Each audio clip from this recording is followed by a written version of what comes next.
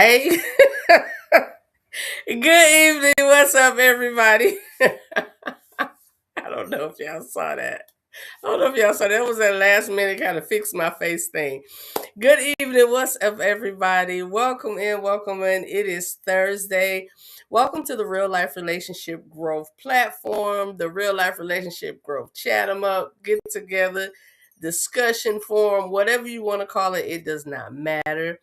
I just appreciate your presence. That is it. I appreciate your presence. So the great thing about this is we record as well as going live. So if you miss anything, if you miss any part, if you're watching this later, you're still on time. You're still on time. So welcome in. I am Donna. I'm the creator of the Real Life Relationship Growth um, channel, platform. That is what I do. That's a part of what I do. So listen, today I was going through the YouTube channel. I was on the YouTube channel and I was just getting things ready, making sure things were set up properly, putting the title up right. And I realized, I'm gonna save this point. I'm gonna save this point. I'm gonna save it for a minute. I'm gonna save it for a minute. And y'all will understand why in a second. So let me get back to this.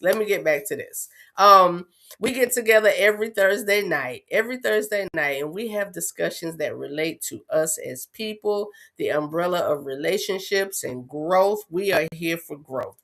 That is what we are here for. We don't do any bashing and female bashing, male bashing. We don't do that. We have some jokes from time to time, but we're not here to belittle one another. We are here to grow healthy relationships. So, I like to say this before I get started. I am not a relationship expert. I'm just a black woman in this world, living this life, doing the thing, and enjoying myself in the process. I have had some ups in life. I have had some downs. I have had some situations that have made me sit back and be like, how did I get into that? And some situations that made me say, oh, this is beautiful. I love it. I love it. So, my mantra is to always take what helps me to grow and build and keep pulling from it. Those other things, that other stuff, I toss it aside, I throw it away. And I suggest you do the same because being able to breathe and have peace in your life, ultimately, there's nothing better. There's nothing better. So let you know the criteria for you to be a part of this family. All right. For you to be here every Thursday, this is it. You have to be single, dating, courting, engaged, married, divorced, or widower.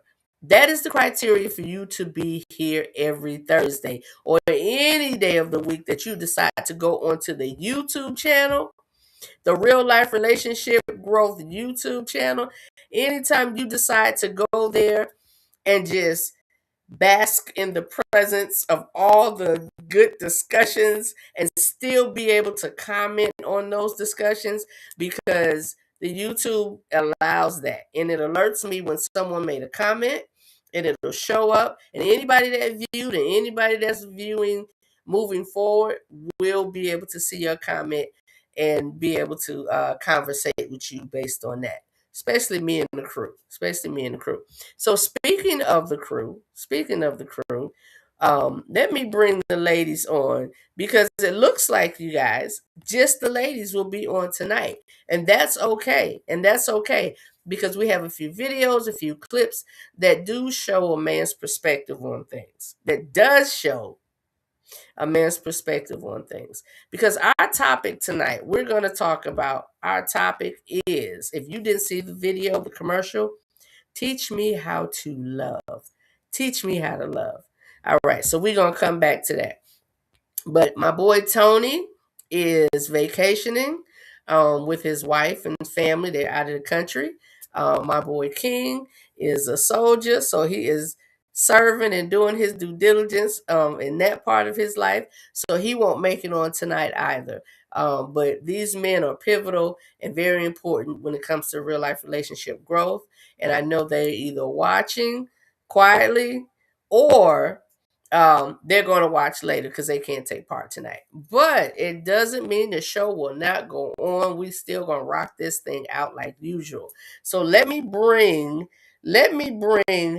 um my girl, because I used to do this thing by myself, y'all. It just used to be me doing this, and I loved it. Had a good time.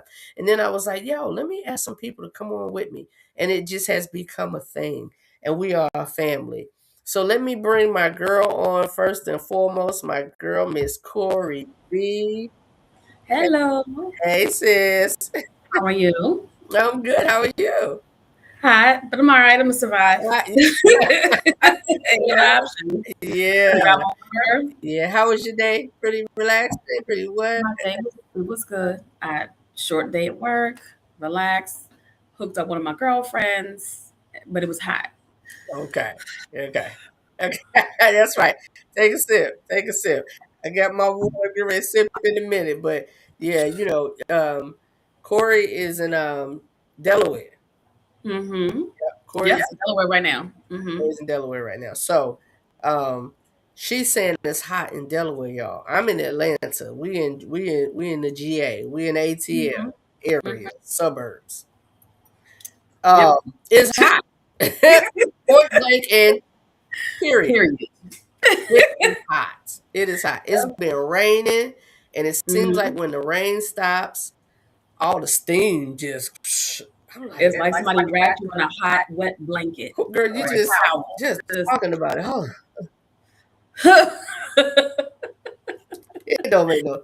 Yep. Look, cause let me use this app and turn the air up because I love the fact that I can do this from my phone. I don't have to get up. Love that for you. So hey, it's something to put when y'all put it in. Yeah, I'm like, Right hold home, on now. home. Let me, cause I need to. It's a little warm. Let me turn it I love down. it at night when I don't feel like getting out the bed and I'm having one of my Mm. moments. I'm like, I pick up the phone and like, then it's crazy. Probably about 30 minutes later, I pick the phone back up and be like, Right. Woo. Cold. Yep. go. Yep.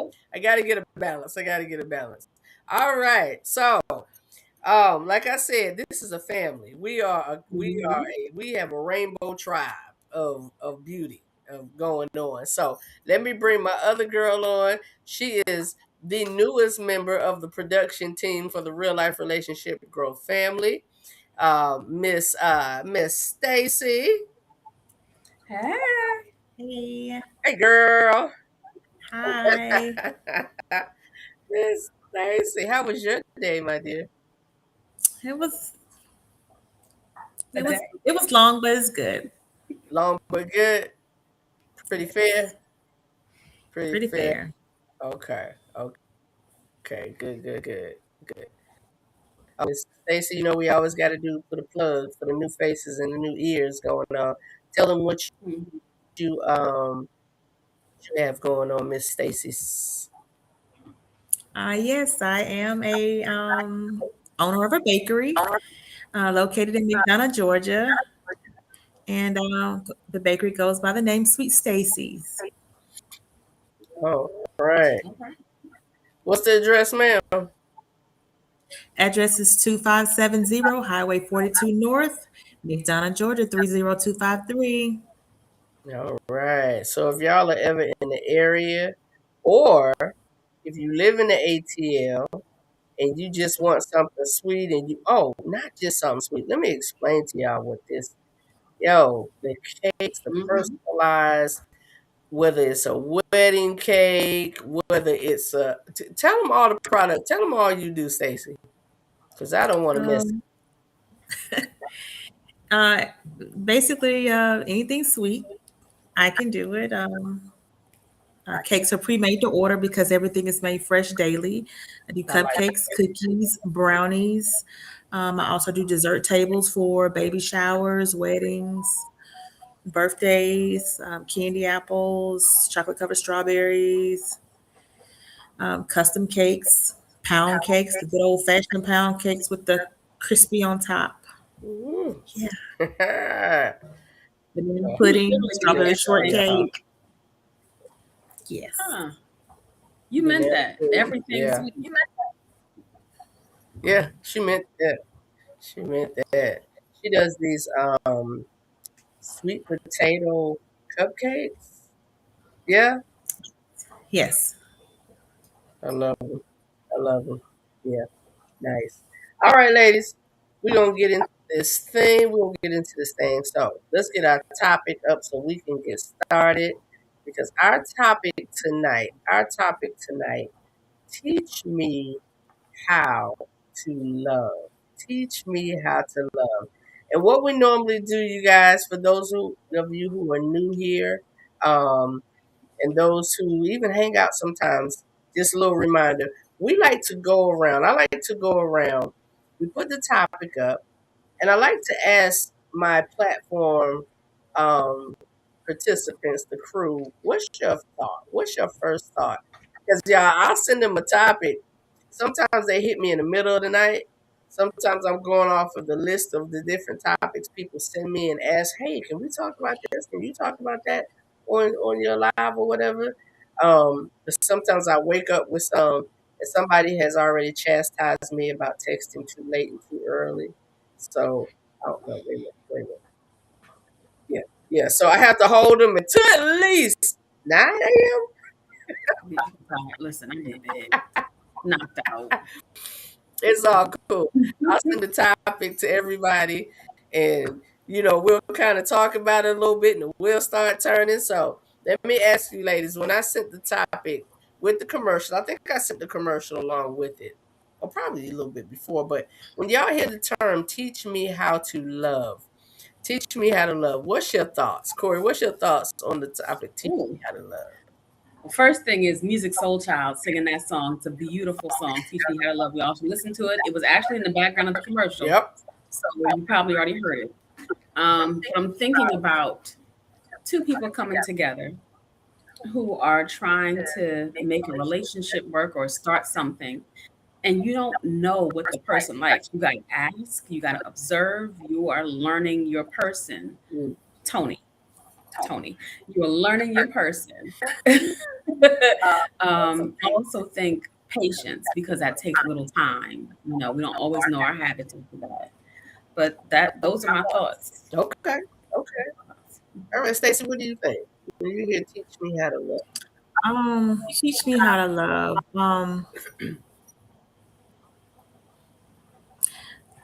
Like Corey said, you're getting to know your person, but not only trying to get to know them through the good, but knowing them through the bad. Okay. Because when it's good, it's good. But when it's bad, can you make it good? Oh, I like that. Hello. I like that. When it's bad, can you make it good? Oh, okay. Hey, Finley. All right. So we're gonna start this thing out.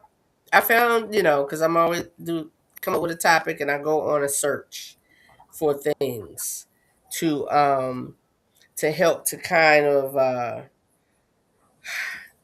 teach us and give different perspectives and help us to understand what different things look like and different people's opinions and thoughts on these topics look like, right? So I found this video, and it's a little bit lengthy. I may cut it off midway, but I want to play this video that I came across this young lady, and I thought it was really profound and really good what she said. saying you really do have to teach your person how to love you. You do. That's something that I'm learning, and I used to be against, because society, social media told me that I should never have to teach somebody how to love me. But wait a minute. Before y'all jump into, I'm not teaching nobody how to love me, they should already know. Let me explain something to y'all and make it very clear. We all were raised differently. We all come from different backgrounds. What you know and what your partner know is going to be completely different. How they were raised, what they learned along the way is going to be completely different from what you learned and what you have been taught. What may seem common to you may be foreign to them. What your parents taught you, they may not have even had the opportunity to have parents to be there for them and teach them that. I think that our generation, we really expect people to be perfect, and we're not perfect people. We expect people to do exactly what we want them to do and do it exactly how we want them to do it. Whole time, your partner doesn't even know how to love you in your love language. For an example, one of your love languages could be physical touch. Your partner could have grown up in a household where affection was not a thing. Physical touch was not a thing. So that's not how they receive love. So therefore, they don't know how to dish that love out. So you have to teach them. That's where maturity comes in. That's where the hard part comes in. That's where the hard talks come in. That's where changing your ways in to stay together comes in. You go to your partner, hey babe, physical touch is one of my love languages. You think you can work on giving me more of that instead of automatically assuming that they don't like you or they are cheating because they don't show love physically. I feel like so many relationships don't even make it to the peak because we expect people to be perfect and we want people to come exactly how we want them to come in the perfect package. And that's not how it works. And you look at relationships, marriages, 20, 30, 40, 50 years they've been married. You're trying to figure out how, because they had to really stick by each other and teach each other how to love each other, teach each other how to show up for each other. Real love will never be easy.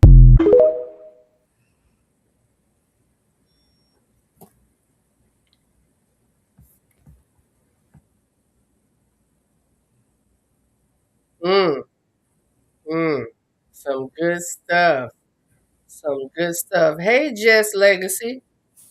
Um, Jess Legacy made a comment, and I want to put that up because we want everybody to be able to interact. Corey, could you read what Jess Legacy said, please? You're on mute. Sorry, I turned it off for the video.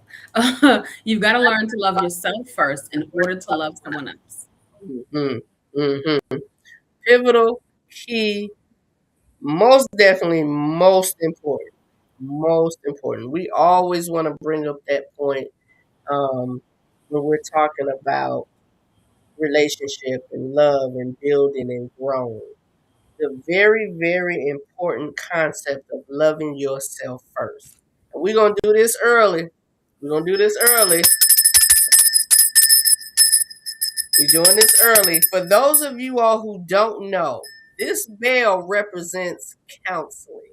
Anytime I ring this bell, someone has said counseling, someone has made a point about counseling, someone has said something that leads to counseling, and knowing to get to that point, counseling is so, so, so important.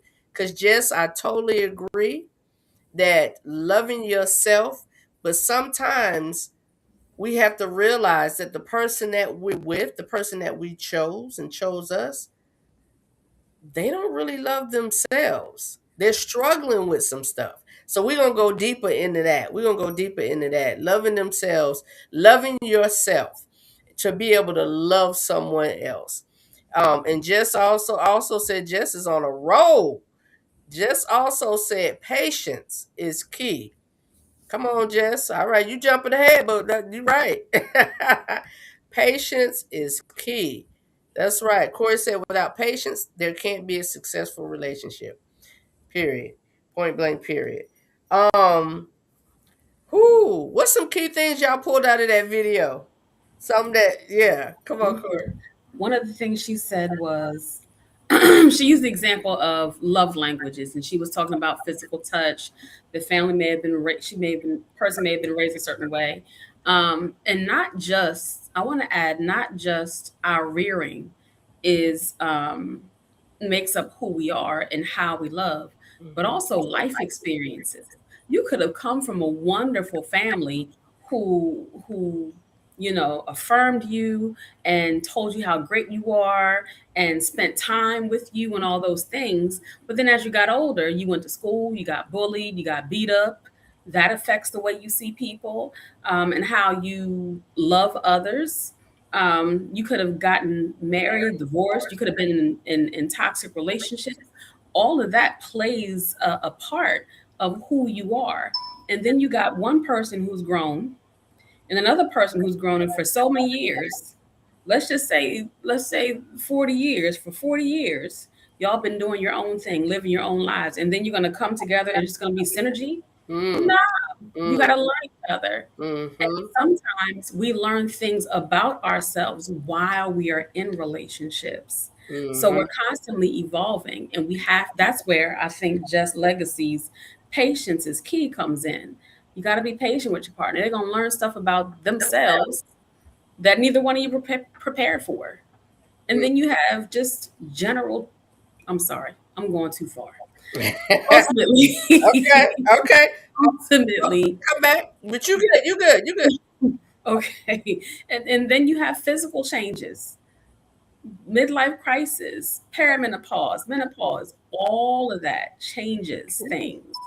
So I think being two different people and trying your best and therapy to learn who you are makes a big difference in what she was saying about coming to your partner and expressing, you know, what you need. That's all helpful. Anyway, one thing took me somewhere else. I'm back. That's all right. That's all right.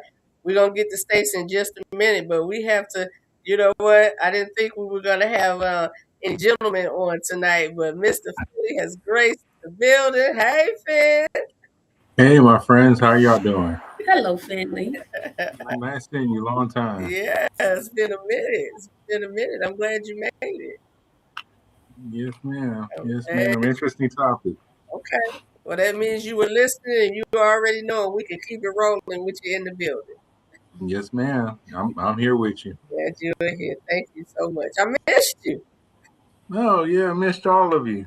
Missed all of you. Congratulations, Miss Corey B. Oh, yeah. That's right. Mm-hmm. For y'all that don't know, Miss Corey B is engaged. I caught her and Greg right when the real life relationship growth started. So they're in my nose play. Yes, love it, love it, love it. All right, Miss Stacey, your thoughts. What do you think about that video? Some points that she made. What do you think? The points that she made was it was very good points about, you know, the way social media is now, how it can be a big influence on people.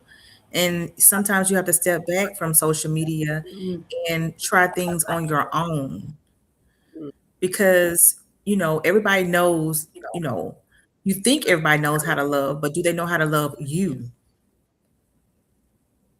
And with that being said, you know, the typical thing, like for you know, for an example, the way people celebrate Valentine's Day. You know, some people go big.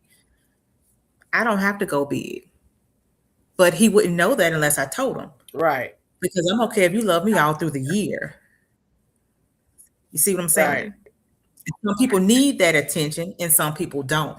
Mm-hmm. But in order for you to teach somebody how to love you or teach you how to love, you have to be open up to being vulnerable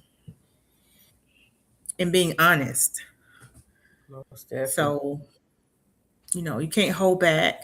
They need to know, take off the mask and, you know, show you who you are, and you will hope that they show you who they are. And sometimes in the beginning stage, you know, you might like that person, but if they come with too much, you have to ask yourself, hey, I love me. Do I want to take on all of this? Mm-hmm. And it's okay to step up and say, hey, you know, that's too much for me. I'm still open to being friends.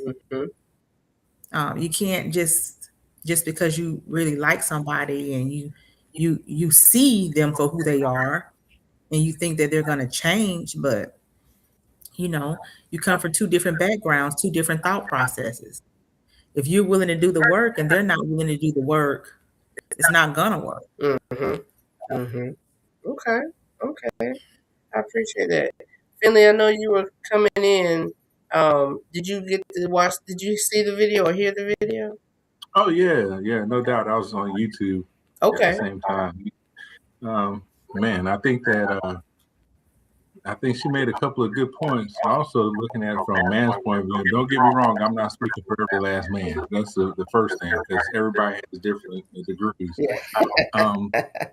Gosh, I think that sometimes people have a tendency of taking what they thought they learned in a relationship to another relationship because they think it works in that next relationship, you know. And I mean, that goes from dating, from what a person might like, to what sex. You know what I'm saying? So there's so many parts that a person might think that they already know because they've had partners in the past and they brought that along with them. But everybody that you come across, if you truly care about them, you'll learn what they like. You don't have to change yourself to enjoy what they like, but you do have to understand what they like to be able to give that to them. Like I might turn around and to me, I'm just like Stacy. I've already said like a lot of times, sorry. But you don't if you have to wait for a specific day that the government has told you about, Valentine's Day or Christmas or all these other days to show somebody that you love them, you're doing it wrong. You're doing it wrong because it's not about Easter, Christmas, your birthday. It's about all those days. Oh man, fire flag. Oh, go ahead and change it. And I'm not saying that a guy needs that's another part. A lot of guys think it's all monetary because that's what's been brought out. It's not all about monetary. You don't have to do it. It's about, hey, I got this cut your grass, or hey, I might have turned down, cook something for you. That's the whole thing that I've learned is you have to understand what the person that you're with wants. Mm-hmm. You might want to show love. Hey, I bought this for you, but they might just be like, I want to spend time with you. Yeah. So teaching the person has to teach you what they like, not where they're overbearing you with it, because there's so many people in this world. You can find another person. You got to find the person that you gel with and be able to understand what they like and translate. It's kind of like translating English to German or something. You have to be able to translate what you like so they understand as well. Mm-hmm. Mm-hmm. I love it. And I have another. And also, sometimes people go into relationships loving the person the way they want to be loved. Mm. Mm-hmm. Mm. And then you think something's wrong with that person, and it's not something wrong with that person because that's not the way they want to be loved. But we're showing them how you want to be loved, and you're putting that on them. Mm-hmm. Mm-hmm. Yeah. And then you wonder why they don't respond to what you're saying. Well, I did this for them. I brought a whole bunch of roses, and they just looked at their car. I took their car off them. They didn't even pay attention to this. That's what you want. What is it that they want? Yeah. Yeah. I love it. I love it, y'all. I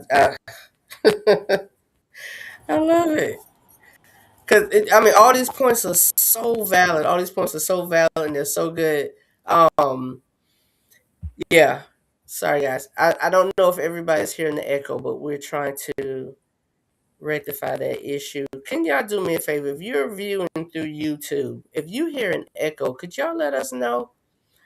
Because I want to say it's in-house here, and it might be this. I asked for some photos, and people are actually sending them in now, so it might be me having to open the app up. But let me know if that goes away, or in the chat if you guys hear an echo for me, so we can try to fix that. I appreciate that.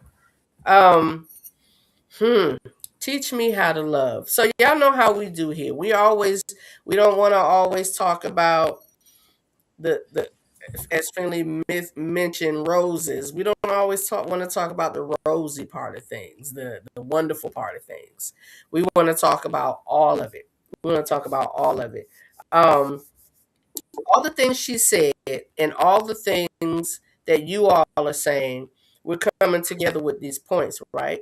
But what do we do? What does a person do? I'm sorry, guys. Let me let Teresa on so we can keep this thing moving. Let's get her in. Hey, lady. You on mute, by the way. You hear me now? Yes. What's up? Hi. Hello, everyone. Sister from another.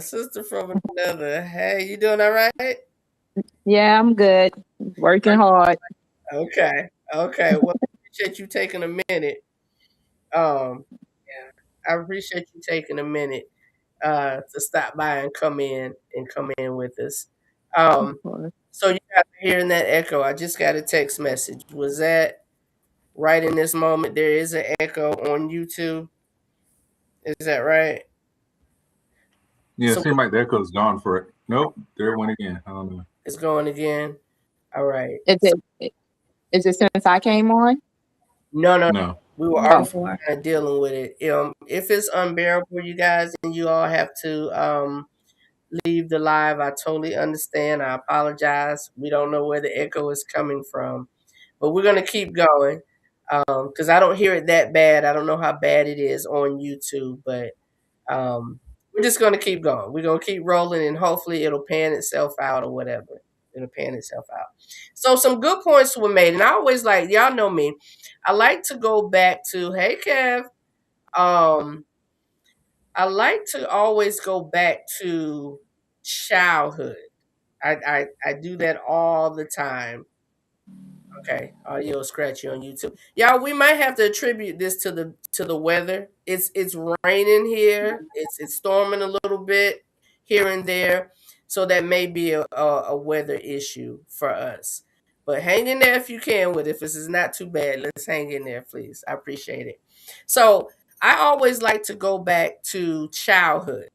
Um, in my process of having the real life relationship growth and trying to study relationships and different people's thought processes and how that works and how the human brain works and how the heart intertwines with that. I saw this video one time, and the young lady, I can't remember her name, but she was actually a relationship therapist. She was a licensed therapist. And she made such a valid point that it stuck with me. And I kind of took this on as my thing as well. She said, and if y'all have heard me say it before and watch me post videos, I'll say he's just a boy or she's just a girl. But she said, paraphrasing, if you see a person from when they were a child, you have a better chance of building a healthier relationship with them because you're seeing their foundation. So if I see Finley, if Finley and I are dating one another and we're trying to have a relationship, and Finley does something that kind of sets me off, or he acts a certain way, or vice versa, and if I look at Finley as a boy, not just look at Finley as a boy, but have conversations with him. Because when you're getting to know someone, you have to have open, honest conversations. We are adults. We're not children trying to play games. Hopefully, hopefully. We know what we're doing personally, but there are people who come like that. But as adults, we want to come to one another open and honest. We want to try to be open and honest with one another. Y'all felt so far away. I'm sorry, I had to switch the screen. But I've taken on this thing and realized that if I haven't talked to this man about his childhood, if he had mentioned his mama's name not one time, or his cousin or his siblings, then how can I move forward in this relationship if I haven't even taken a minute to even consider looking at the foundation of his life and why he may move the way he moves and talks the way he talks and acts the way he acts. So that's my big thing in this. I want to go back to the root of it. Now, it's not my job to fix his childhood traumas or issues, and it's not his job to fix mine. But this is where we're at the point. Teach me how to love, meaning, um, meaning if I want to try with this person, if I want to go into, if I've recognized this person enough to say, hey, I want to date this person. I would like to get to know them better. I would like to get to know them more. So if I've said that and I've done that, then I'm going to take that time to get to know him and he get to know me, which means we got to have some hard conversations. We got to have some hard conversations, some uncomfortable conversations. But if he responds in a way that offends me, what should I do, y'all? Should I just get mad and hold that and be like, oh, he ain't no good? I knew it. I knew it was something about him. No. I should say, hey, Finley, when you said, you know, I'm trying to think of something, and I know when you said XYZ or whatever, it bothered me. It really kind of triggered something within me or whatever. That's what I should do as opposed to just cutting Philly to the rip. And that's one thing I said in my commercial, y'all. I even had a little thing. I did this and the little what you call them, little memes or whatever. In the commercial, I did this and it just snapped his finger. Right, that was real cute.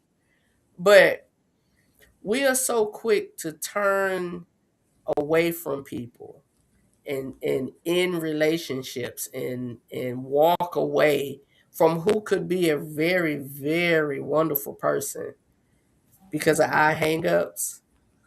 So when Jess mentioned about loving yourself, that's what that falls in as important.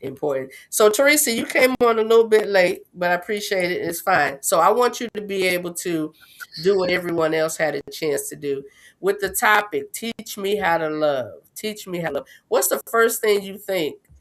What you thought when you saw that topic title, T?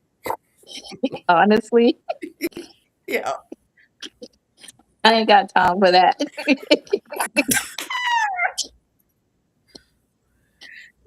I was like, maybe that's why I'm single. So that was, and I love for your honesty. Your first thought was, I don't have time for that. Like, teach you how to love, huh? But looking at it at a deeper, thought, like I can understand what you're saying. Just taking the time out. But I think for me, it's just how much time am I going to have to take out? And how much teaching am I going to have to do? Mm-hmm. That's what I'm thinking about. Yeah, see, When is it the safe to say no? Let's move on. Say that one more time. I'm sorry. I said, when is it safe to say no? It's time to move on. Mm-hmm. Mm-hmm. Yeah. And, Go ahead, Stacey. and I get her point too. You can look at it both ways because, well, first of all, the person, each person really, really have to like that person. Because if they really don't like you, that's the part where the games come in or whatever. But if someone comes from a background like someone said earlier that they never heard "I love you" or never showed physical touch, but you think hey, that person has a good personality.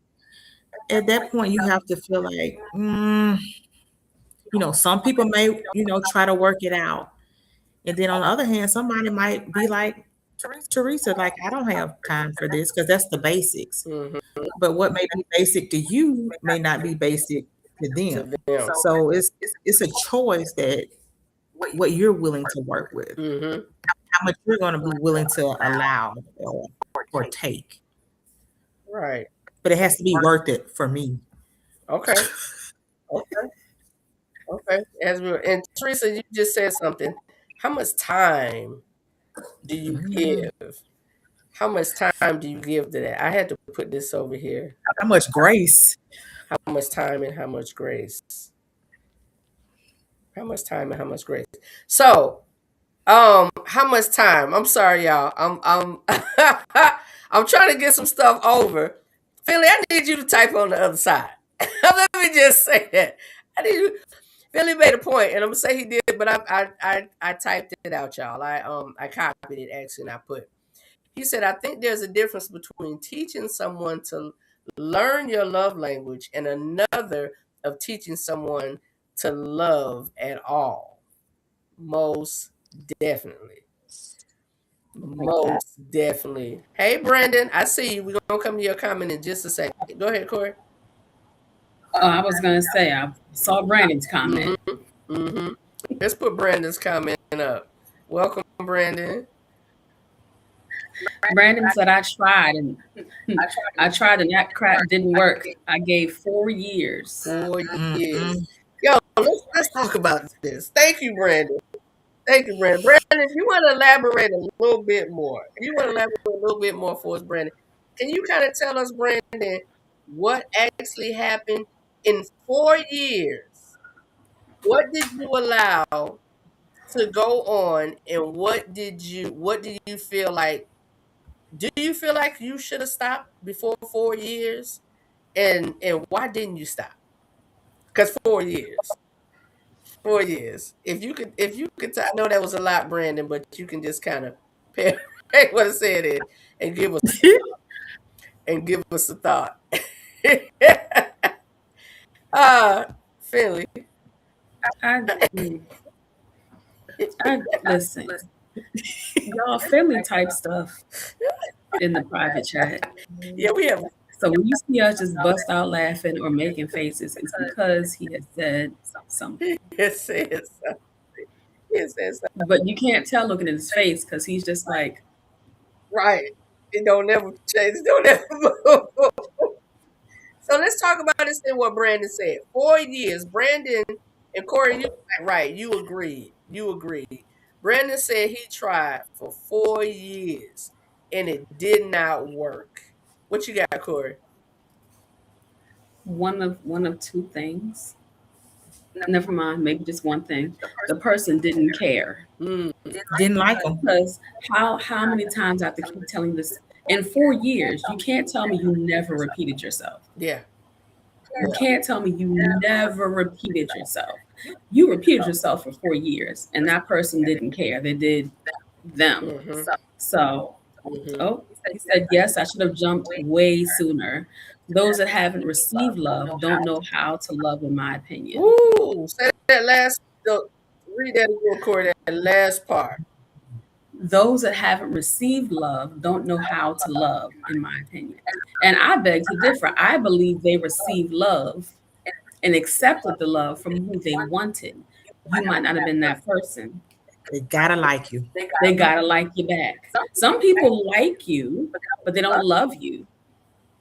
I think I'm a Placement. yeah. I think I'm a rock with Brandon on this. I don't necessarily see it as always that the person doesn't like you, but he made a very good point. And we started at the beginning with this. You have to love yourself. So if you don't even love yourself, how can you love Brandon? And whatever you dealt with, because I don't know her, Brandon, I don't know you, and I appreciate you being open with us with your life situation. But she could have been crazy about Brandon. She could have been psycho about Brandon. But Brandon made a good point. If you don't know how to love, it's nothing Brandon could have done to help her get to that point. If she didn't even know how to love him. Being that he said that, I'm gonna kind of go with that. Probably was the issue. She, like he said, she didn't know how to love. Now I agree with y'all as well on some other points. Some people don't like you. They really don't. They just like the thought of you. They just like to be able to tell their girls, oh, I got a man. Or they like to tell their homeboys, yeah, I got the fine one. I bagged that one. But they really don't like you. So it's very, very possible. It's very, very possible. She didn't love herself. I kind of disagree. I don't think that you can be crazy about somebody and not, even if you don't, if you don't love Don't them, know how to love, right? that person at some point loves somebody, something. You can't be crazy about somebody, and if they say, hey, don't burn me with cigarettes, that hurts. You're like, okay, I love you so much, burn. Like that, yeah. I don't think they might not love themselves, but they also didn't love him and or didn't like him. And you can love people and not like them. Oh yeah. And that's actually the point that I was making. That's what I was saying. I don't think she did not like Brandon, but we said the key word, love. To be able to love Brandon, she couldn't love Brandon because and Brandon said it, she didn't love herself. So Because go ahead. I think that. because I'm sorry. Go ahead. I don't know about everybody else, but if I love somebody, and even if it's not even intentionally, and I hurt their feelings, it's gonna hurt me. It's gonna hurt me that I hurt them. You're gonna have a conscience about it. and you're gonna want to not do it again. A lot of people stay in these hope ships, hoping that person's gonna change. And these what? Hope ships. Hope ships. Hope ship. That ship's The hope ship. hope ship. Ooh. Ooh. And you end up staying longer than you were supposed to stay. We're supposed to say. So this is the part where I'm gonna do this again. This is what I like to say to that point that y'all are saying. I totally agree. Real love does not hurt.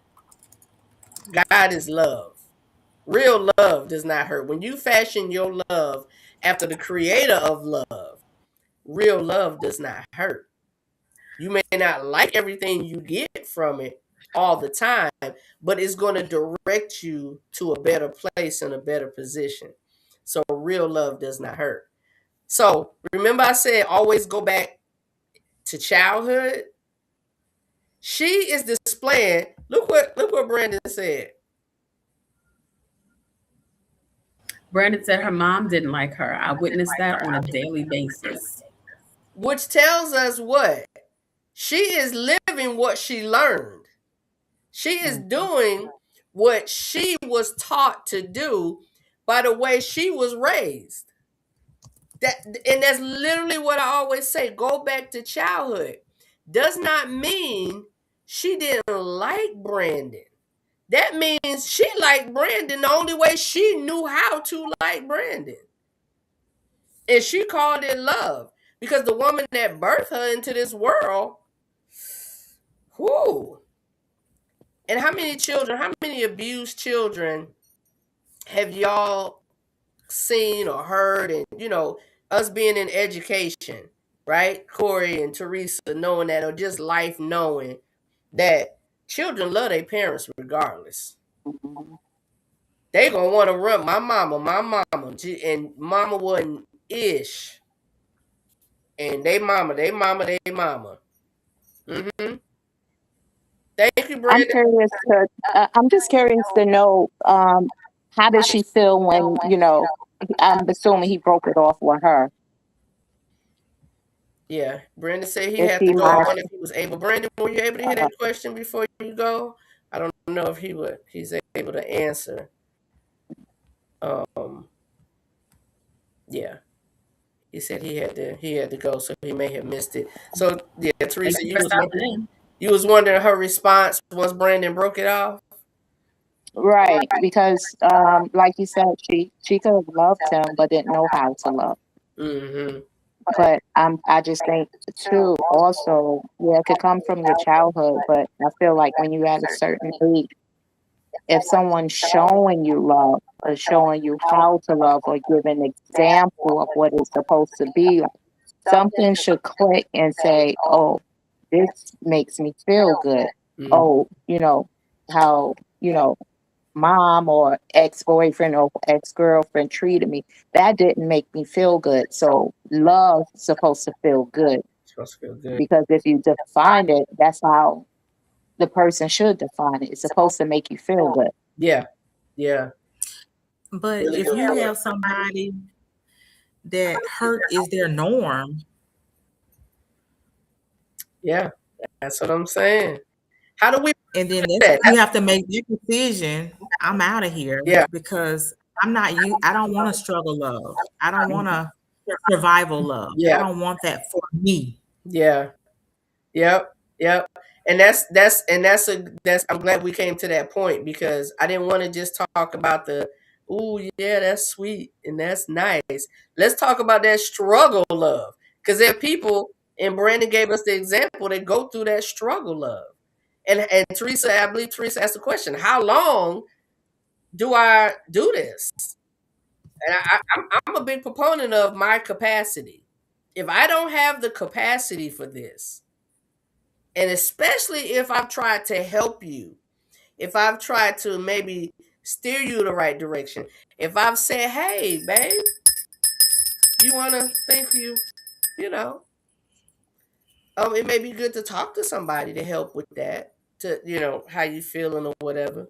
and this person is always nah, then yeah. No, ain't no struggle with that love. We gone. We not doing that. We are not doing that. We are not doing that. So dealing with somebody that struggles with showing love in a healthy way, because here we are, a healthy way. Corey, can you read what Kevin said, please? It's easy to love once we learn to stop making love conditional. Be authentic in your struggle versus being performative. That's good right there. That's good right there. Can I ask y'all, let me ask this question. How many have met somebody and they put on a show, but you didn't know they put on a show necessarily? How many of us as adults have been in a relationship or pre-relationship and then realize they washed the makeup off?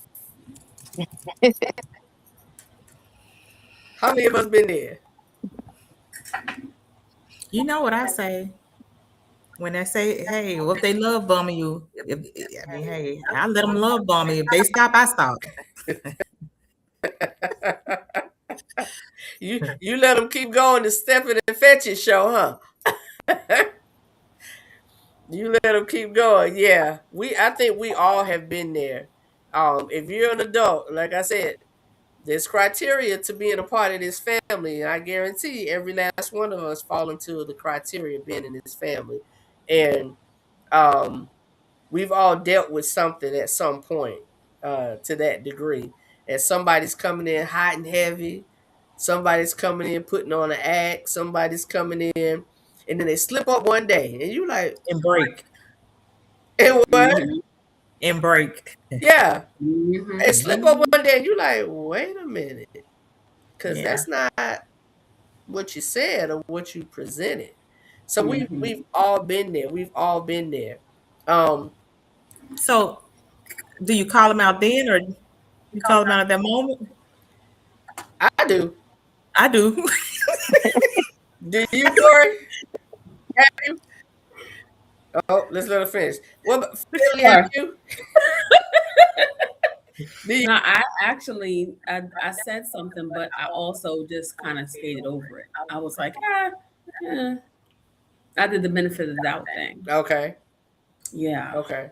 Yeah. And then once it was over, I was like, Mm. that's when it first happened. Yeah. That's when I should have been like, nah. Mm-hmm. Mm-hmm. Oh, but I learned. That benefit of the damn doubt. And you know what? People pay for benefits. I'm not giving away benefits for free. You don't get benefits, so no benefit of the doubt. No, Yeah. absolutely not. Yeah. Pay for it from here on out. I'm sure we've That's heard it it. before, and we say, No. The lady said, "I don't negotiate." With terrorists, absolutely. I don't know. I made that. I should have found yes. I made that video the other day. I was like, negotiate? This ain't no hostage situation. I'm not negotiating nothing.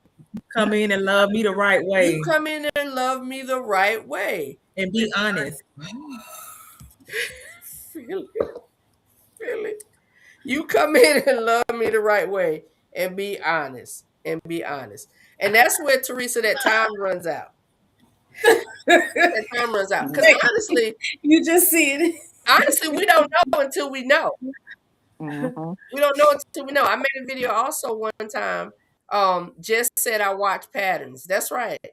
I made a video one time and I was like, when somebody does something, you know how that thing we always say, hey, fool me once, shame on you, fool me twice, 3 times, then damn, something is wrong with me.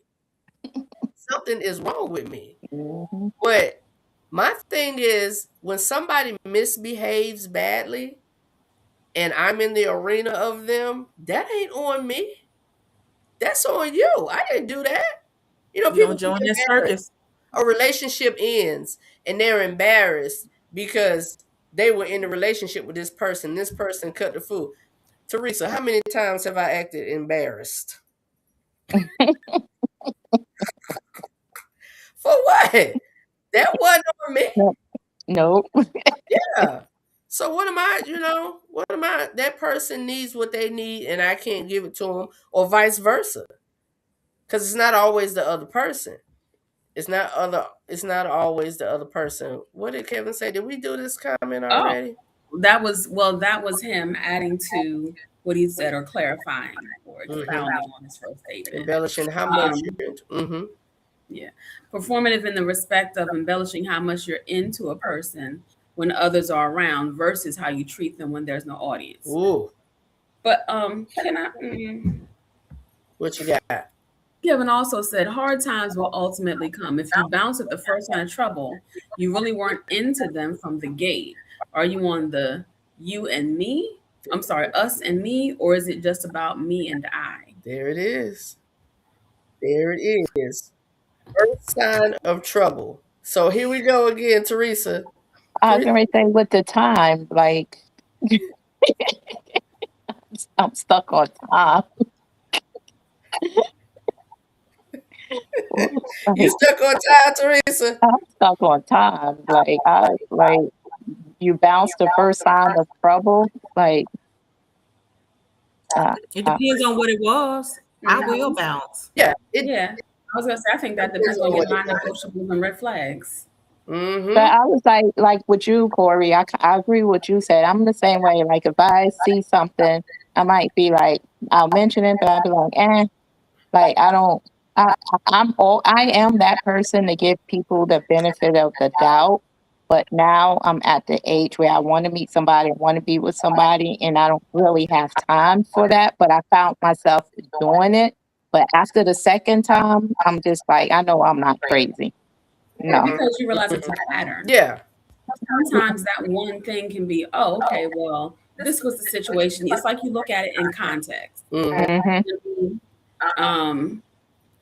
For example, if you're in the car and the dude just starts yelling, well, a car was headed toward us. I get that. That makes sense. Context. But if you just randomly yelling off a GP just because it's a Thursday and it's a sunny afternoon, no, absolutely not. So I'm looking at it in context and we also looking for a pattern, but sometimes it is what it is. Yeah. And you got to discern that. And that's what that time is. That time is whatever you say. That time is the duration that you say enough is enough.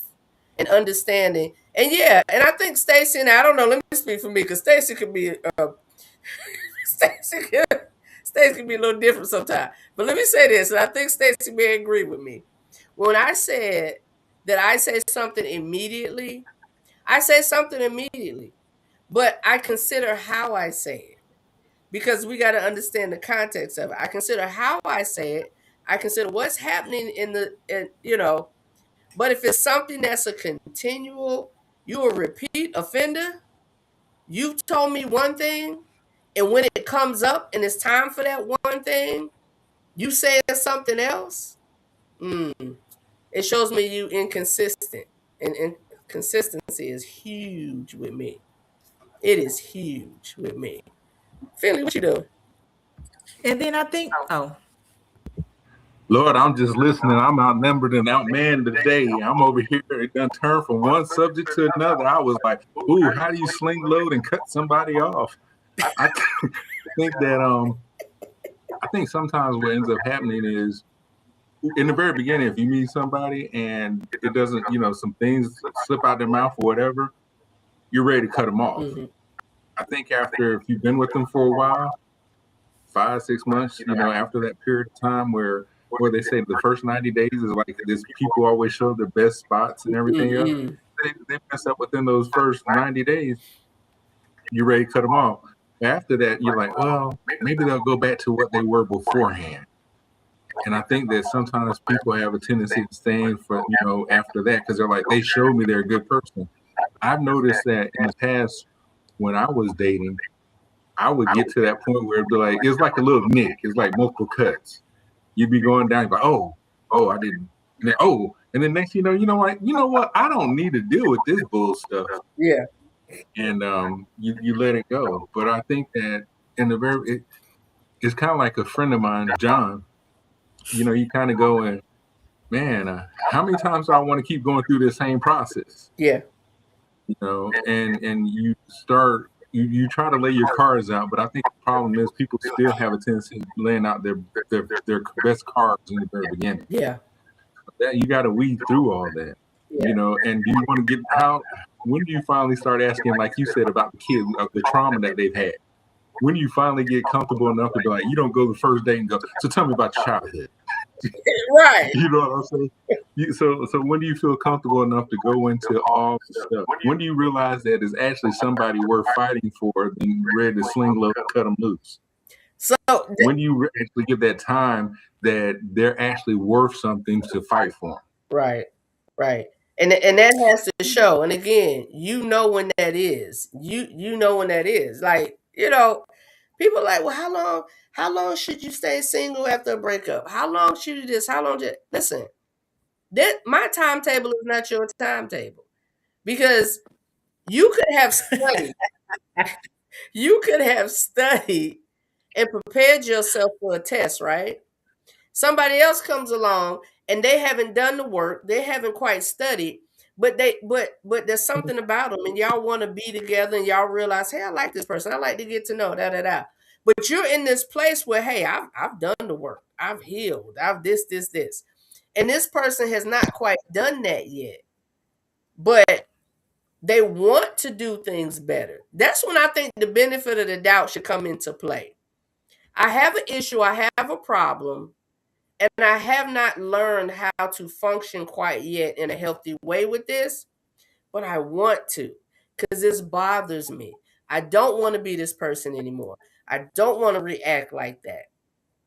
That's when, for me, I feel like the benefit of the doubt comes in.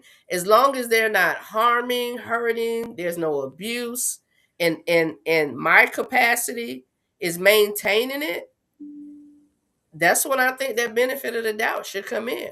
But how do you even get further to the point if you give in so soon? What did Kevin say? Kevin made a comment. Let's see. I think this is it. Corey, you got it?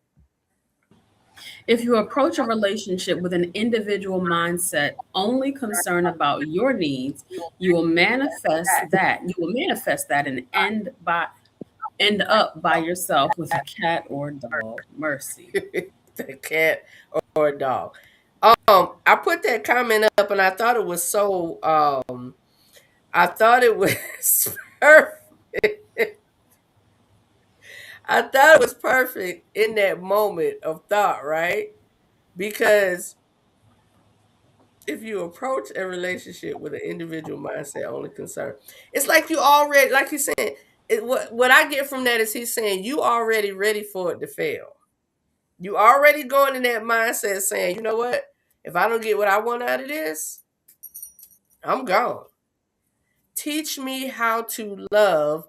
And I added on there, teach me, our topic title, teach me how to love. And it shouldn't be me, honestly. It should be you. Teach me how to love you. Can I say one thing? Sure. Mm-hmm. Believe it or not, I'm such a lover girl. I believe it. But when you hear stories like when men say, the moment I saw her, I knew she was the one. I believe that. I truly believe that. And majority of those stories that I hear like that, those people are together, still together. So I'm really big on that person has to be really, really into you. They have to like you. They have to, because that's the only way it's really going to work, if you both really, really like each other. Like, you know how some people go in like, well, I'm going to try this out. What you trying out? No test. Yeah. I've said it before. You ain't test driving me. This ain't no test drive. And I get people looking at we're not in our 20s. Like, what we doing? Yes. These people, you have 100. Like, what are we doing, really? You are a luxury vehicle. Well, definitely. Let's also remember, Kevin. You know he is. You know it. You know it, Kevin. But yeah, let's also remember we want to speak to the younger adults in here as well. And I get what you're saying. We here on this panel, we all are around the age of 50, either close to it or we there and we above. Mhm. So, but let's also speak to and speak into the lives of the younger people that are going through this thing called relationship. Well, meaning you're almost 50, meaning you should be intentional. Yes. Yes. Let's just say that. Be intentional. So Shoot, I love my senior citizen discount. Keep on. We good. yeah. Most definitely senior citizen discount. But what about the younger person that's in their 30s, mid 30s, maybe late 20s?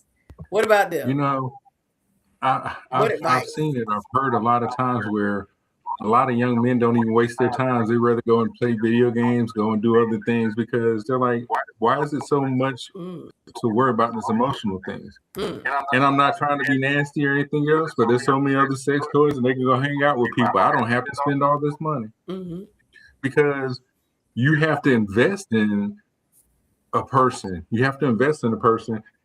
And are they even worth it? And it's like I have to worry about, my car. I got to worry about my job. I got to worry about all these different things. I want somebody like we've said so many times. Guys want peace, and if you can find that peace with somebody, but you got to build to find that peace with that person.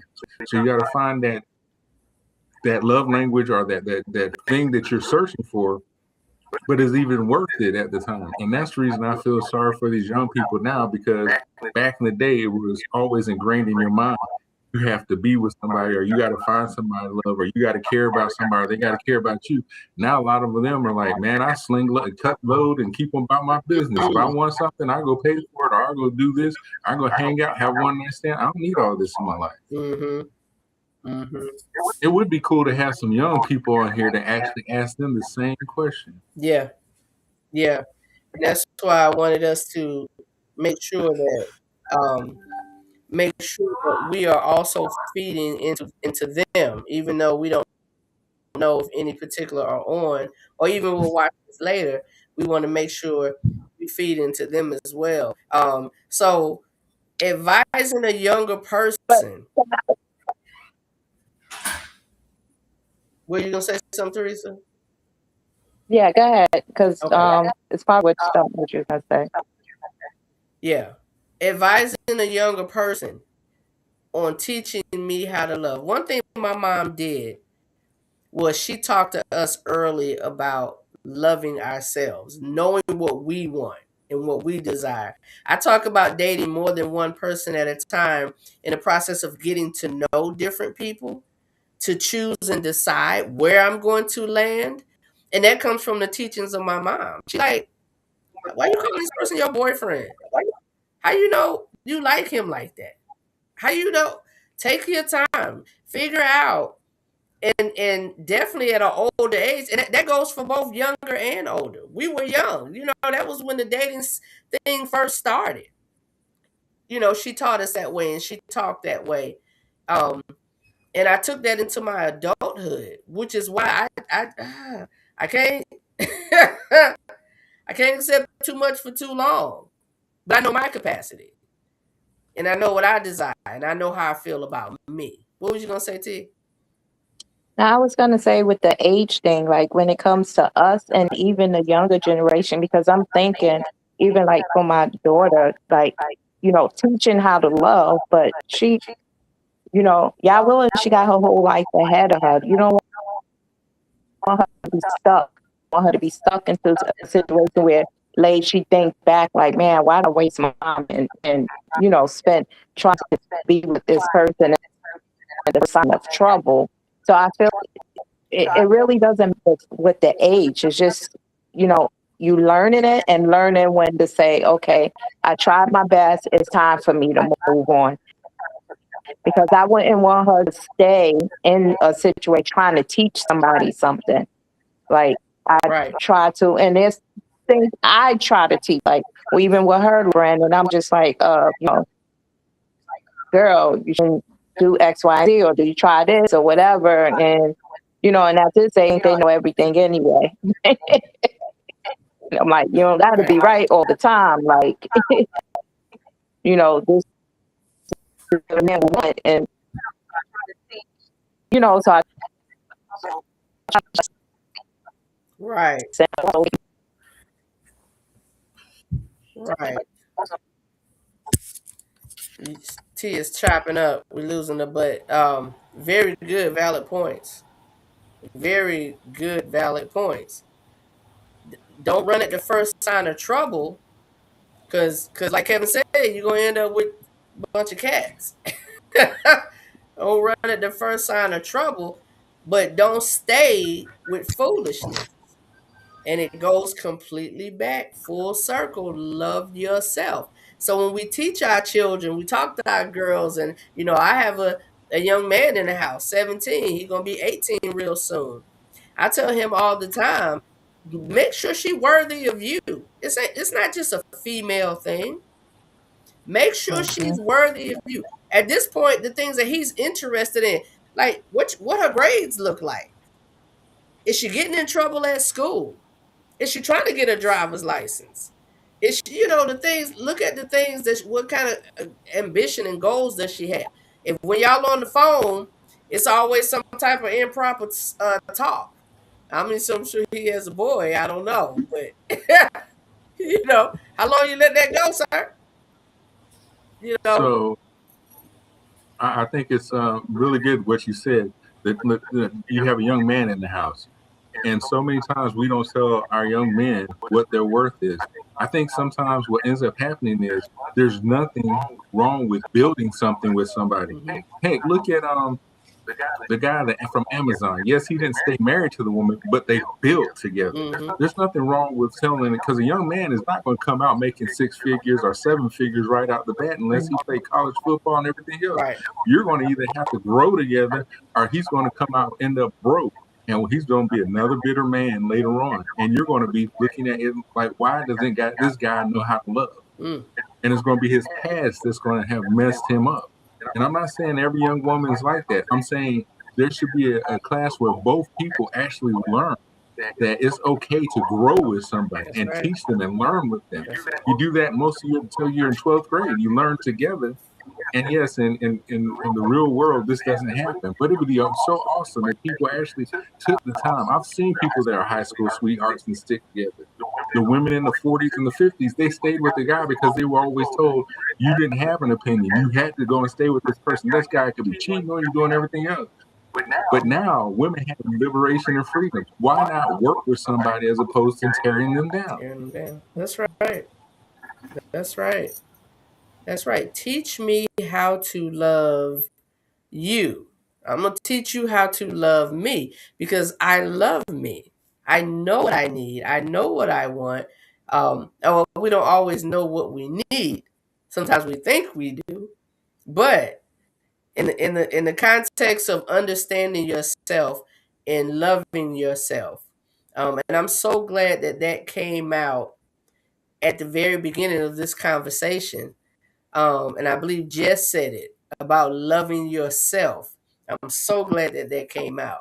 So we want to transition a little bit, just a little bit, because I want us to hear some examples. I pulled some videos up, and there's this gentleman, and he gives really good relationship advice. He speaks to the marital people with the thoughts process of marriage, the mindset rather of marriage, of going into marriage. And of course, the cycle of dating gets you to marriage. So I want us to transition just a little bit and go this way with this conversation, because what are we dating for? Like, I don't think anybody wants to be a serial dater. And T said it. As we get older, it's like, what? For what? I'm not doing this. Which means we all want to come to a landing point, but we want to do it in the right way. So let me play this video from this And gentleman. I have to go. Okay. All right. Uh, Thanks for jumping all on. Love right. you. No See problem. you Love you. soon. Okay. Yes. Nice Yes, talking. that was time for our girls trip. See you soon, sis. All right. She jumps off. Let me do this first video. Here is the real deal about marriage. Before a man asks a woman to marry him, he needs to ask himself one very serious question. Am I prepared to lead her heart, or do I simply want access to her? You know, marriage, it's not just about loving how the woman looks, enjoying her company, or simply wanting a future together. A man who is serious, someone who truly loves the woman he's with, is going to prepare himself to become a safe place for her mentally, emotionally, and most importantly, spiritually. A man's going to prepare himself by becoming loyal to God first, because if he can't be loyal to God, how can he truly be loyal to her? You know, if he can't submit to God's direction, how will he lovingly lead a wife? A real man doesn't need to lead by control, by pressure, or by pride. He makes decisions that protects the relationship instead of feeding his ego. He prays with her, he studies with her, and he listens to her. He shows her, I'm not just trying to marry you. I'm trying to become the kind of husband who honors God while loving you. So, before marriage, a man should not only ask, do I love her? He should also ask, can she trust me? Can she really trust me with her heart? Can she follow my spiritual example? Will my choices help her to feel closer to God, or will they pull her away from him? You know, because the best husband, he just doesn't say, I love you. It is a man who is preparing every single day to love her in a way that makes her feel safe, that makes her feel valued, and most importantly, that makes her feel spiritually protected.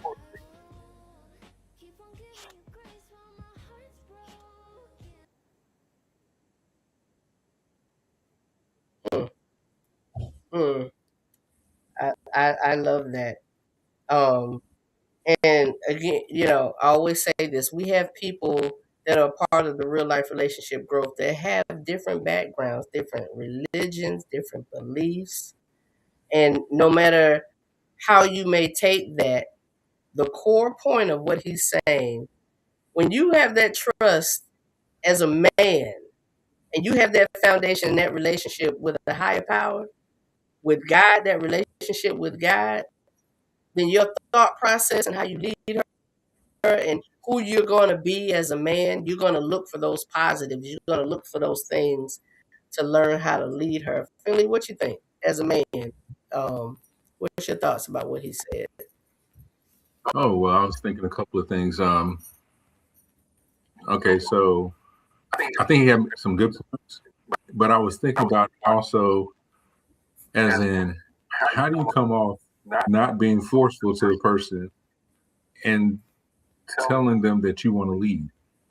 I think that's a deeper discussion right there. Mm-hmm. You know, how do you come to a person and say, I want to be the person who's in charge without saying you're in charge? You know what I mean? Like the point that he made about, I don't want to, and this is just paraphrasing, I don't want to basically let her be herself and still be okay with everything, but you also want to let her, how do I lead her with my spirituality? And not everybody is spiritual in that way. People have beliefs in certain things, like you were talking about. My whole thing is, nowadays, if a person sees a person being, some people want a strong person, some people want a partner, you know. So that to me is an interesting topic right there. Mm-hmm. Mm-hmm. What you think, Corey? What or Stacey, whichever one you want to kind of come in on that. I just found my charger. I'm sorry. Oh, that's okay. You on mute, Corey. Oh, I'm gonna take a break on that one. Yeah. Come back to me. Let's repeat it. I want to say something. Let's repeat it. I know I can say something. Let's repeat it.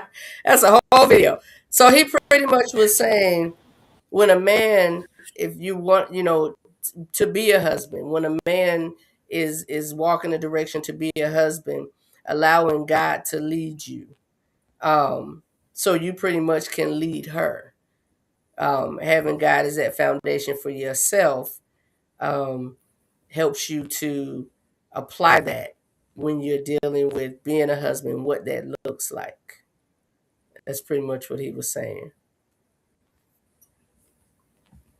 Yeah, I'm a firm believer in that. I need somebody that will share the same faith that I share. They will speak to God first before they talk to their friends about me, or they're already praying about me. Mm-hmm. I would like that. Mm-hmm. Mm-hmm. So what Finley was saying was pretty much if it's an issue with him coming off wrong and control, in other words, in a controlling manner, the way he would come off, where there would be a problem. Finley, help me out. I don't want to mess up what you said. So I think that like we were talking in here, teach me how to love. You have to know the person that you're with. There are some people who come off and say, "Oh, my boyfriend, my husband, whoever was more too controlling." And some people have this thought that they need to be the head of household. You need to listen to me. You got to do this. And they want, there are some other people who want that controlling person. So I think you have to know your person. You have to know what you want. You have to know what that person's looking for as well. So it's not a one size fits all when it comes to that. And I think that especially when you're dating, I come off and I'm looking at you going, "Oh, well, my whole thought of a relationship is that I am the head of the household and I do this." Some people come off thinking that, "Oh, that means he's paying all the bills and he's going to do this." Not the part of he's going to say, "Hey, we're going on vacation. This is what I want to do." But there are guys that come off like that. There are women who come off like that as well. And I'm not saying everybody, but that's kind of what I would say from this. Yeah, yeah. So yeah, in the different points. I understand that point because, like, I'm over our singles ministry at my church, and the Bible does, the word does says be submissive. That's why I do tell, if I'm speaking to the women, that it's very important who you choose. And it's very important to who the man chooses too. Because if you're looking into it from the biblical matter, and the male is the head of the household, you have to look at how is he a leader? How would he lead me? Am I comfortable with him, with his leadership? Or on the male perspective, will she allow me to lead her? So both ways, you have to be mindful. Just like I tell my son, like, a lot of people, like to talk to girls, but I'm a boy mom. And like when he was young, I was like, hey, you don't hit a girl, but you don't let a girl hit you either. Mm-hmm. So you have to be protective of yourself, of what you allow to enter into your space. And that's on both ends. So let me put it like this: and Finley made he did make a valid point to the thought process of. I look at it like this, based off of some of the things that the gentleman was saying in the video, as a husband, and he's right. Everybody has different beliefs, and everybody has different walks and things like that. So one size doesn't fit all. But I think one thing that does fit all is when we look at a leader and we think about a leader. A true leader leads from behind. A true leader leads with the intention, the perfect and good intention of those who are following him. So if it's a husband and he is the leader, he's the head of the household, it doesn't mean he's being controlling. And he expects her to submit. And the word submissive is a beautiful thing. It's not, some people hear the word submissive and they want to, no, I'm submit to nobody. But why wouldn't you? If you have a man who is caring for his family, caring for you as his spouse, which means he's not ruling over you. He's making decisions as the best for the household, but he's considering what you're saying. He's considering what you like and what you need and what's going to make the family comfortable. That's how I look at that when I listen to what he said, and I think on a whole as a leader, whether it's biblical, spiritual, or not. I look at it that way. As a leader, I'm leading in love. So that we're going to put it in that mindset. I'm leading in love. And if my wife submits to me, that's because I first submitted to her. A lot of men don't hear that either. And submissive, they're willing to serve. I was going to say people have a nasty taste in their mouth from that word because of how it's been weaponized. Weaponized, that's right. The definition of submit, when I first, well, not first learned or heard of it, but I was taught that submission is respect. Yeah. But here's a definition. In the Bible, submit means voluntarily yielding to a higher authority or placing oneself under another's care for a common purpose. It's primarily rooted in trust, humility, and love rather than inferiority or coercion.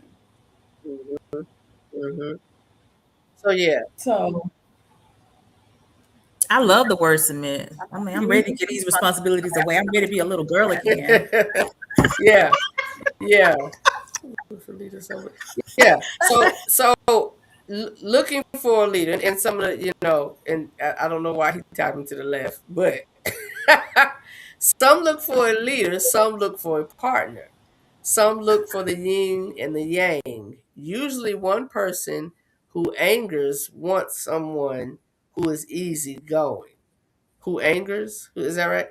Who angers is looking for someone that's easygoing. So I think looking for a leader is still definitely looking for a partner. Like Corey said, the word and the thought process has been weaponized so much. It's almost like automatically people go to the negative. And I hear what you're saying, Finley. And I'm thinking, kind of feeling it's going on that side of things. When you hear submissive or you hear the man is the head, it's almost like you're leaving the woman out. But I don't see it like that. I don't think of it in that way. And again, like Corey said, I think that mindset is for that man that weaponizes what either the word of God says, or I know there's so many other good writings, you know what I mean, that people follow. So in those good writings that people follow, I can almost guarantee all of them are saying a good leader leads with passion, compassion, love, understanding, and all of that stuff. When we talk about the term alpha male, or we look at the animal kingdom, and we talking the alpha, we know the alpha leads from the back. Only so he can see, not only, but so he can see what's coming. If he stayed in the front, his pride could be attacked from the back, and he way up here. How he protecting anybody? So that's how I see it when I listen to things like that and hear and think of somebody being head of the household. Because honestly, there has to be a head. Even when we go to work, we have a chain of command. The military has a chain of command. You know what I mean? We go to work and there's managers and supervisors and directors, and so why not the household should be in the same process? And you take your I'm not disagreeing as far as there needs to be a head and or also, but also when it comes time for, if you're not receptive to learn from that person, I think there are times that people already believe they already know the whole situation or know how to jump into it. There are people who have egos as well that get fed on, oh well, she's doing what I want. I'm saying that there are so many. If everybody was an alpha, there wouldn't be any anybody who's not alpha. Everybody would date the same guy. You know what I'm saying? So there has to be other compromises out there. You've probably come across guys that were alpha, or you've come across guys that wanted to take charge, but at the same time, were they leading in the direction that you wanted to go? Yeah. Pride and ego, that's a silent killer. Yeah. Pride comes before a fall. So yeah, Finley, I totally get what you're saying. And in the whole process of this, teach me how to love, that's that point right there. Is he leading me in the right direction? Is this the way I need or want to go? And how can I, make a choice?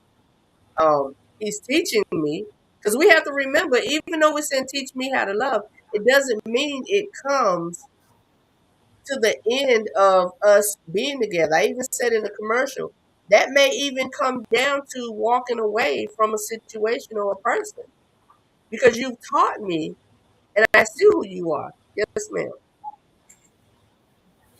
I was going to say, teaching someone how to love, some of that is walking away. Yep. I got to show you how to love by leaving you alone. Mm-hmm.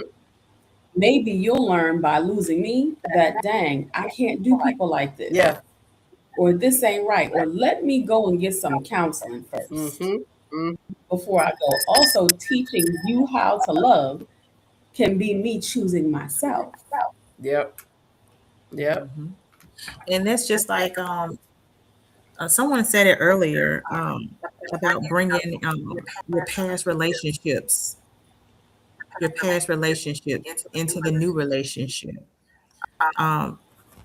Like I was dating this guy, and he was married for years, so he was used to what went on in that relationship. You can't bring that over here, because y'all was already stuck in y'all married, and y'all already got in y'all head that ain't nobody going nowhere. But I'm the new person; I can go somewhere real quick. Yeah, teaching.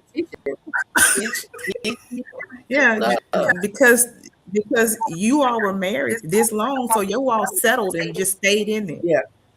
And now you're back on the dating scene, and you feel like the new person got to take whatever you bring, and they don't. Yeah. That's that part of teaching me how to love. You taught me. I came, I saw, and I went. I came and I saw, and I went. And you know what? And he was actually a good guy. And I said, you know what? I wish you would have dated more before you met me. Yeah. So he kind of get that out of his system and realize that everybody ain't gonna play with you. There's a difference. I get it. I get that. So in the tune of what the husband he spoke on the husband. Let's hear what he has to say speaking on the wife. Never ever, ever marry someone simply because you love them. I know that may sound crazy, but let me ask you this. If love was enough, then why are so many people deeply in love and yet they are still getting divorced or they live like roommates? Now, don't get me wrong. Love is very powerful. However, love... I apologize, y'all. That was not the correct video. Where is it? Up top here. I think this is it.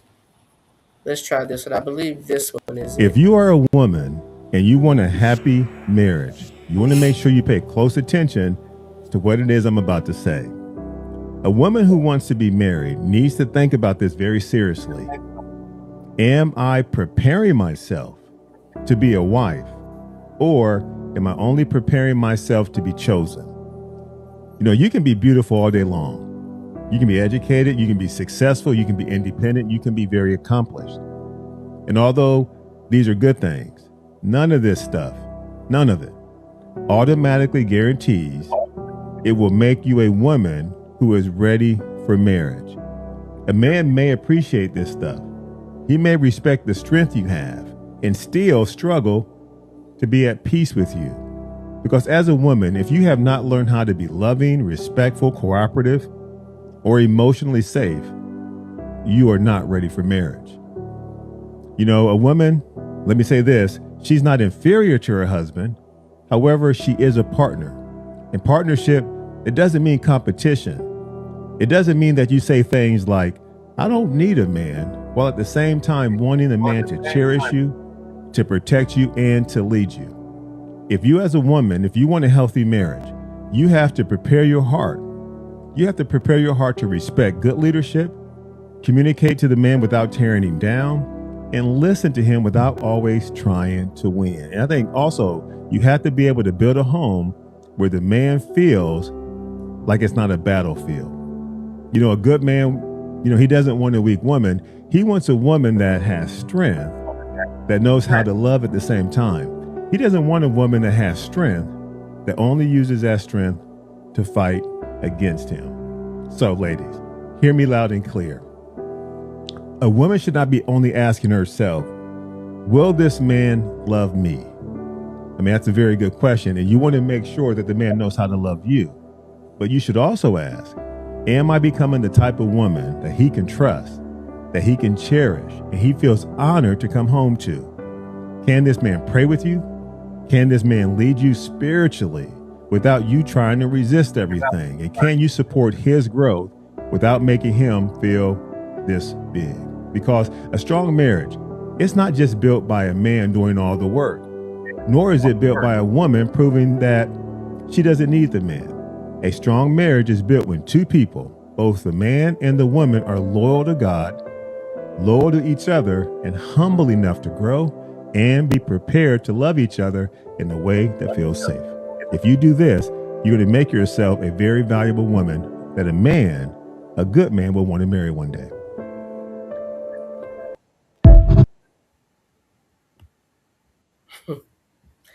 Finley, I think that spoke on quite a bit of what you said. And being a wife, it doesn't mean losing yourself and not, you know, having a word and not being able to have input and part in things. Yeah, yeah. Because as the women as well as the men.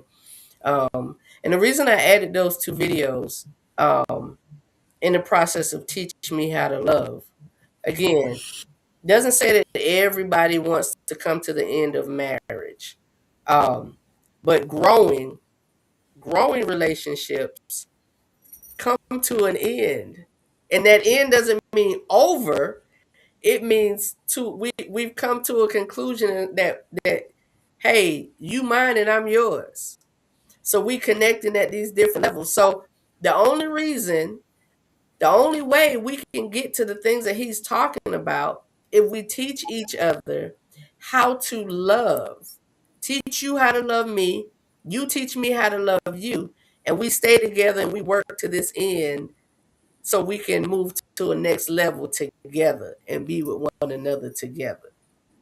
And that was, you know, the points of why I played the videos. Because I don't want us to just talk about teach somebody how to love me, teach somebody how to love. And in the commercial, I talked about how relationships are so quickly dissolved nowadays because nobody's taking the time to say, hey, why? First of all, I'm attracted to this person. Why do I like this person? Let me see more about this person, not just the physical that I see or the jokes that he makes and the way he carries himself and he makes me laugh, or she looks good and she's, you know, appealing to my eye, because men are physical and we ain't gonna get offended by that. I get to see everything. I want to see everything that I can, of course, in the context of not dealing with any abuse, any games, any foolishness. When you see those red flags, you see something, you say something. You don't just sit in it. You see something, you say something. And if that person has an issue, this is a good telltale sign to everybody. If you tell somebody who says that they like you and they are beginning to care about you, if you tell them, hey, I don't like the color red, and you get cursed out, why you don't like red? What's wrong with you? Ain't nothing wrong with red. Red flag. red flag. Because if I can't tell you how I feel without, because you don't agree with it, then you learn that you're trying to teach them how to love you. I told this guy one time, so let me say this, y'all. Y'all men are big, some of y'all are big on these memes in the morning. And I get it. It's sweet, it's kind, we're in the age of technology. And you want to send a meme to say good morning. And there's nothing wrong with that. There's nothing wrong with that. But me personally, I prefer something more personal. And I get you're using what works for you, right? You're using what works for you. Oh, I sent her this and it's full of roses and it says something sweet and you're gorgeous and whatever. That's so, and I thought it was nice. Thank you. I appreciate that you think about me in the morning. I appreciate you think about me in the morning. But me, I prefer something more personalized. Because you can copy and paste anything. I that's just me. More person, something that's more personalized. And do y'all know this man got offended? He pretty much stopped talking to me. And I'm like, I'm literally saying I want to hear from you more directly. Go ahead, Corey. That's because he got offended because he didn't want to do more. You dodged a bullet. There you go. There you go. And I thought that I was having a conversation with my mom, and she was like, yeah, she said, because that could be the capacity of his level of communication. And you know good well that's not going to work for you. And I'm like, yeah, no. But all I said was I prefer something more personal in the morning and during the day. Like, and that may have been his best effort. That may have been his best. But guess what? You're coming this direction and you're learning me because I'm teaching you how to love me. And if you can't accept what I'm saying for me, I know. Why would I Where he didn't have the best interest for you. Why would And it's okay. It's okay because like this guy took me on 3 dates, and then the 4th date he was like, I'm having a barbecue. And I was like, oh, who's coming? He was like, oh, it's just you and I. And I was like, well, I don't feel comfortable coming to your house. He ghosted me. Yeah. He didn't have my best interest. No. He didn't even like me. Mm-mm. And it's okay. Right. You just wanted one thing from me. And it's okay. Right. It's a telltale sign. And vice versa. If a man tells you, hey, I don't like a certain thing, why would I keep doing it? You know, some women love flowers. I personally love flowers. I love to get flowers. Some women don't. Some women do not like getting flowers. If you constantly do something, and that's that bringing over what you did for the last one. If you're doing something, then she's all giddy about it. Oh, and she said, I appreciate it, but I really don't like flowers. And the next week, you sending more flowers, and you sending more flowers. I'm teaching you how to love me, but you're not paying attention. Or you ungrateful, so I'm not gonna get you nothing no more. Yes, that part. That one right there. You ungrateful. You ungrateful. Yes. You want to love me the way you only want to love me. There it is. I don't have any say so in it. I have no right. It's just what you want. Okay. Right. So you need to be by yourself. Right. You can do all the loving you want alone. Right. Right. So we're gonna wrap this up, y'all, and I'm gonna wrap it up what I thought was the most cutest way. I'll let y'all see. So I asked a few people. I sent a message out today, and I asked a few people to share. I didn't get to everybody, but I want to end this thing. First of all, I want to put this up. I want us to read this. I saw this, and I thought it was great. Teach me how to love. I need you to know how to love me. Because I want something, I see something. I would love. Stacy, can you read that, please? True love always includes heartbreak. You'll break up voluntarily or involuntarily. Either way, the relationship ends. Keep running from heartbreak and you'll be running from love too. Keep running from heartbreak. True love always includes heartbreak. Now, let's be clear.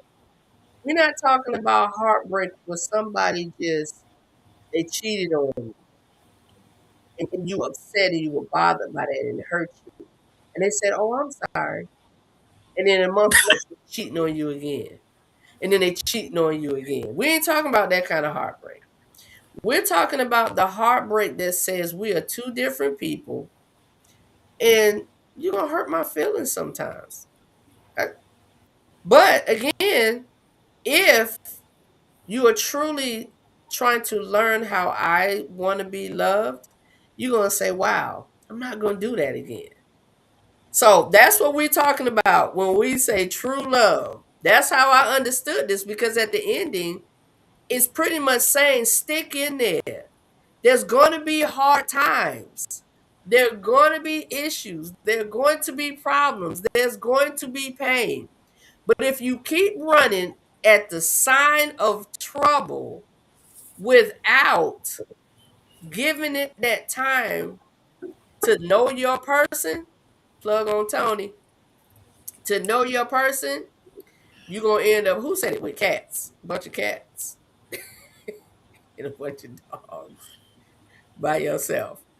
So I'm going to put up a few pictures, y'all, because I want to talk about at the end how this works out. This is Mr. and Mrs. Dowdy. This is Stanley and Dolores Dowdy. This is Lisa and Teresa. Teresa just got off. This is their parents. The Dowdys got married in 1972. And although the two of them are not with us anymore, they were together until the end. Because this wasn't easy. 1972, I was born in 1972. Lisa and Teresa were born in 1972. Philly, what year were you born? 1991.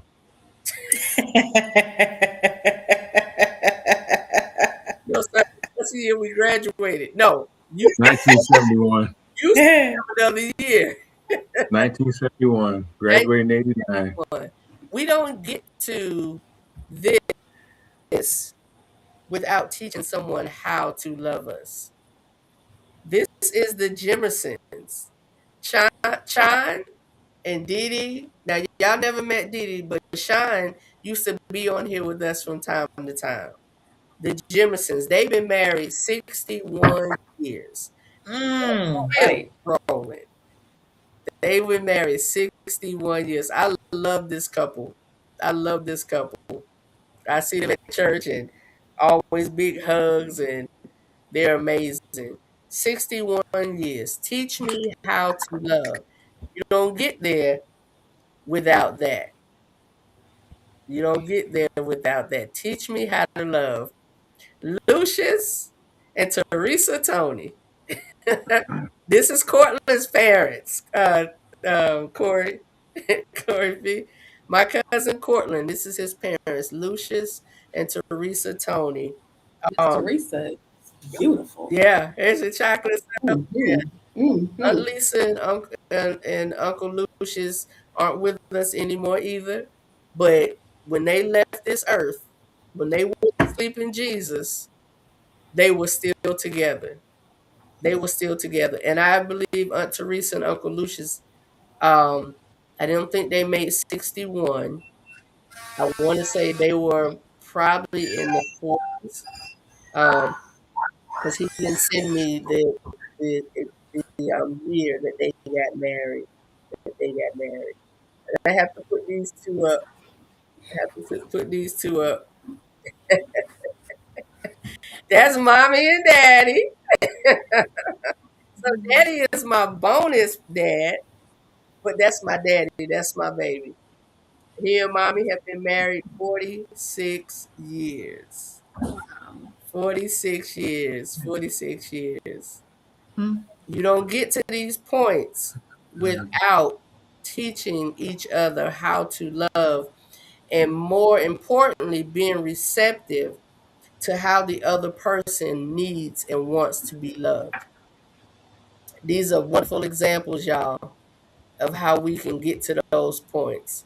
So we're going to say goodnight because I have a video that's going to close us out. Hey, Lex. I have a video, y'all, that's going to close us out. So let's go ahead and give our closing thoughts. Let's give our closing thoughts. We're going to start with you, Finley. Teach me how to love. What's your closing thoughts, man? Oh, I appreciate you allowing me to be on tonight. I thought there was a lot of good information. It'd be great to get some young people on to actually see what they think, or even an older couple that's been together for a long period of time. I think both of those would be great spectrums. And I hope that this topic comes up again, because I think people's mindsets sometimes change. And if you get a conversation with either guys or women, or tonight, which it was supposed to be everybody, except it was one guy that couldn't hold it down, I think that would be a great conversation. I think that as long as people are willing to love and listen, especially listen, you got to be able to listen. If you don't listen, you're just going to be in a relationship by yourself with some cats and dogs. Some cats and dogs. Miss Stacy, what you say? What's your closing thoughts?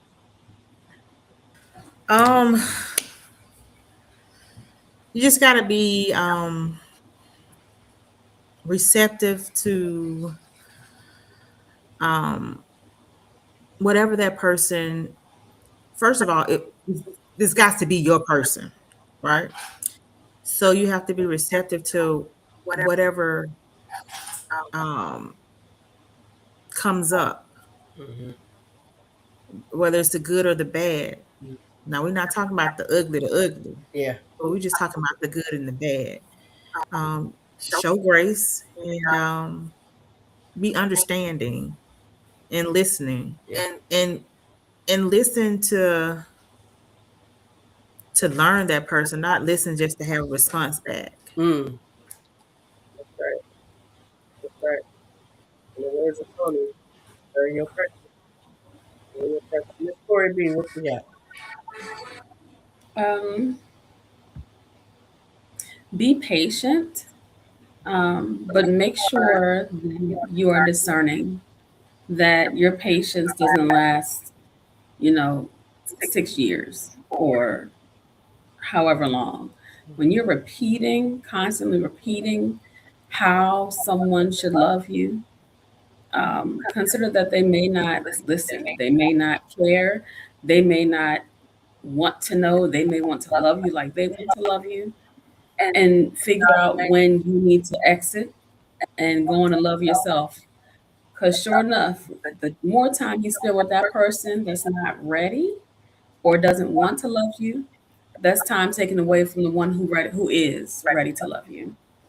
And do your kegels. That'll help. Do your kegels. That's right.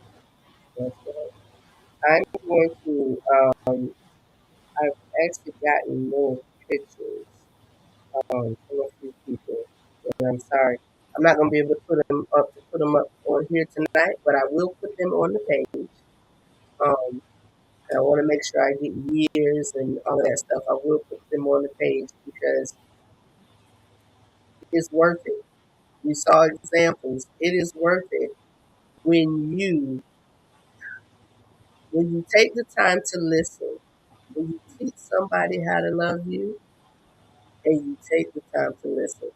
So we're going to end with this. I'm going to play this last video, and we're going to say goodnight, and we will see you all next week.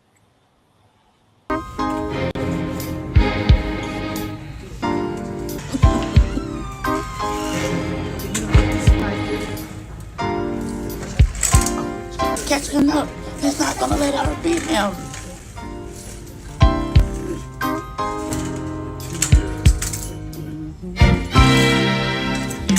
It's got to be real.